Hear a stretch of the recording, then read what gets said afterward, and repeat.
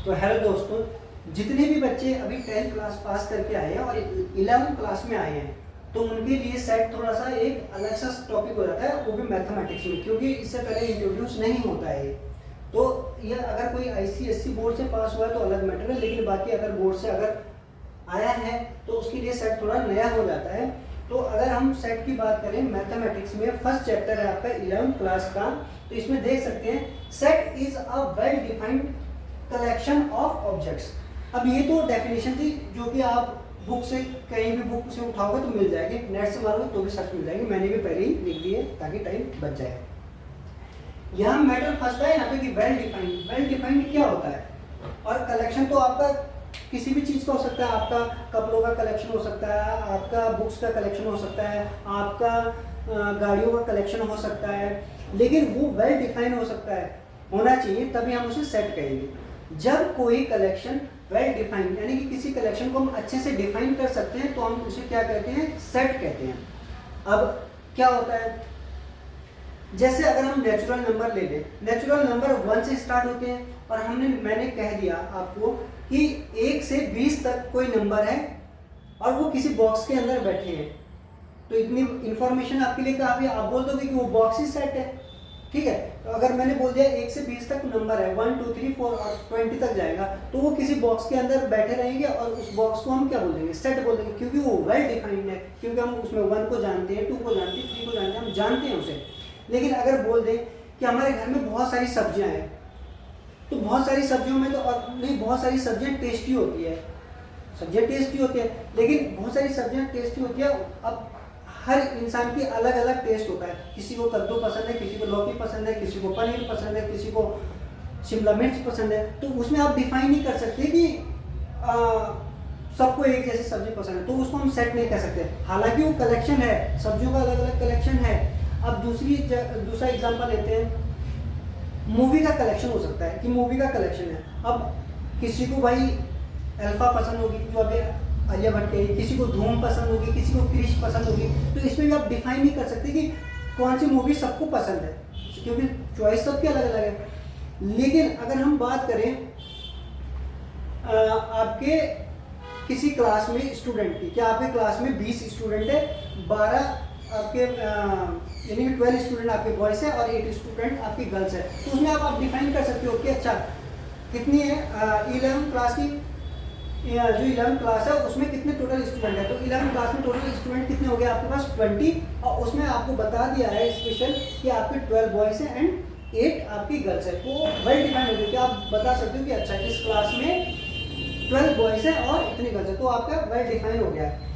पहली बात हम नंबर लेते हैं, और नंबर से पहले हम क्या करते हैं कि अच्छा पता कैसे चलता है कि अगर बुक्स में लिख के आ जाए कि सेट है ये, तो सेट को हम कैसे डिनोट करते हैं? कोई भी अल्फाबेटिकल लेटर जो होता है कैपिटल लेटर में, आपका A B C या X Y Z, अल्फाबेटिकली कोई भी कुछ भी हो सकता है। पहली बात तो उससे डिनोट करेंगे। दूसरी बात हम पहचानेंगे कैसे? चलो ABCD तो आप बचपन से पढ़ते आ रहे हो, लेकिन हमें पता कैसे चलेगा? तो जहाँ पे आपका ऐसा करली ब्रैकेट होगा, ऐसे ये वाला करली ब्रैकेट होगा और इसके अंदर आपका एलिमेंट भरे होंगे, यानी कि जो कलेक्शन होगा आपके ऑब्जेक्ट्स का वो इसके अंदर होगा। तो उसमें आपके नंबर हो सकते हैं। अगर नंबर में अगर पुट करता हूँ, मैं सबसे पहले नेचुरल नंबर लेता हूँ 1 से लेकर 6 तक, 1 2 3 4 5 एंड 6। तो ये आपका नेचुरल नंबर का क्या हो गया? एक सेट हो गया।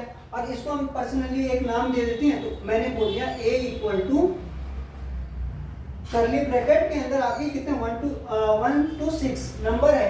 कैसे नंबर? नेचुरल नंबर है, तो आप इसको डिफाइन कर सकते हो कि अच्छा ये सेट है, तो इस कलेक्शन को आप सेट बोल सकते हैं। दूसरी बात, आपके 5 फ्रेंड है, रामू, गोपाल, सीता, गीता, रीता, ठीक है, आपके 5 फ्रेंड है। आप 5 फ्रेंड को क्या आप डिफाइन कर सकते हो? बिल्कुल डिफाइन कर सकते हो, क्योंकि एक तो उनके अलग अलग नाम है, दूसरी बात आप उन्हें जानते हो और आप उनका घर का नाम जानते हो, उनके माता पिता भाई बहन का नाम जानते हो, यानी कि आप हर किसी को अच्छे से जानते हैं, यानी कि वो भी सेट हो सकता है। हम उस सेट को दे रहे हैं, आपके फ्रेंड्स का सेट है, एक्स नाम, एक्स दे दिया, ऐसा हमने करली ब्रैकेट लगाया और उसके बाद लिख दिया हमने रामू आपका एक दोस्त है, फिर गोपाल आपका दोस्त है,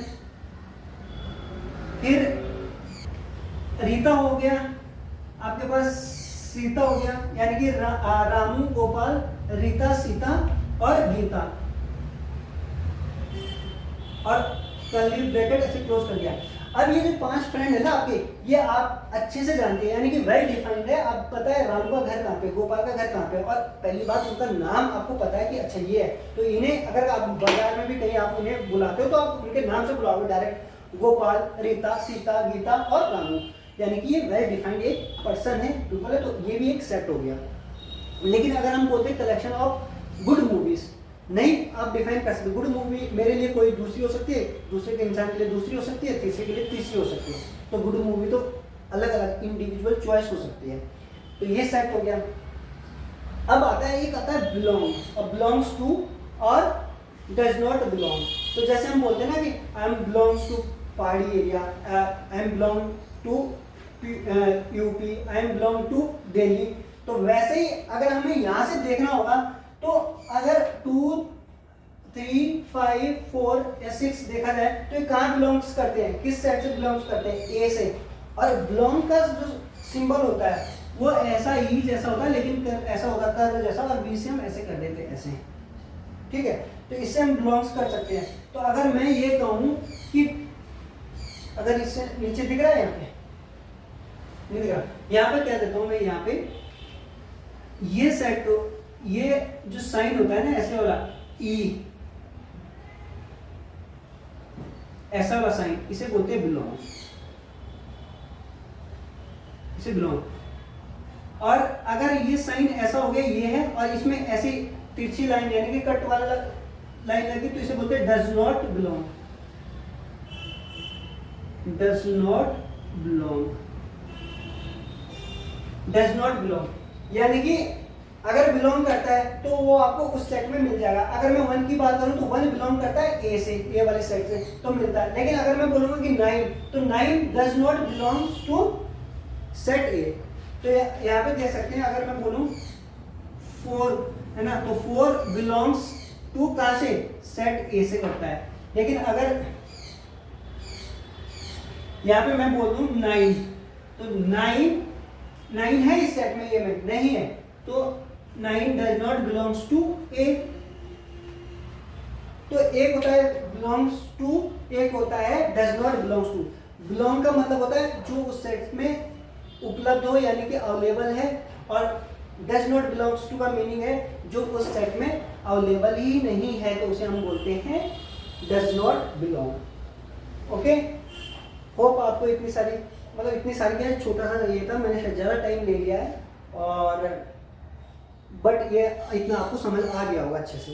और नहीं आया तो आप कमेंट कर सकते हैं, और मैं दोबारा से एक अच्छा सा फिर से दोबारा से शॉर्ट वीडियो लाऊंगा, और फिर उसमें और अच्छे से इसे कंक्लूड करके आपके सामने पेश करूंगा।